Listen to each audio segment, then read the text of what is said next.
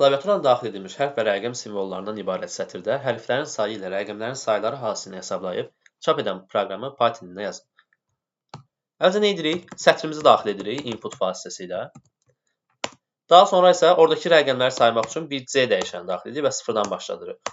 Çünki bizdə sayma prosesi sıfırdan başlayır. Daha sonra bir for dövrü açıram ki, həmin o S-dəki simvolların hər birini i dəyişəninə mənimsədə bilim.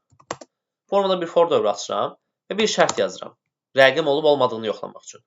Deyirəm ki, əgər i dəyişəni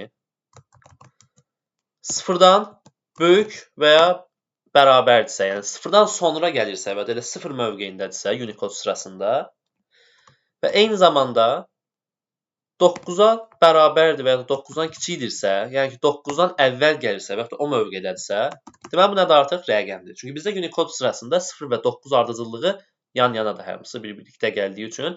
I əgər ki bu aralıqdadırsa, deməli nədir? Rəqəmdir.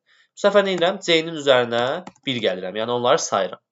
Dövr bitdikdə artıq nə olmuş olur? C-də bizdə rəqəmlərin sayı bəlli olmuş olur və hərflərin sayını tapmaq üçün də xüsusi bir dövr yaratmama ehtiyac yoxdur və ya xüsusi hesablama aparmama ehtiyac yoxdur. Sadə bir hesablama aparıram.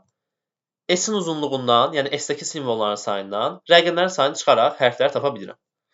Onu gəlin printin içində yazaq elə. Len S çıxılsın N vurulsun N. Nəyə görə? N deyirəm, üzrlü sayını. C. Nə edirik biz burada? C-ni tapdıq rəqəm olaraq, rəqəmlərin sayını.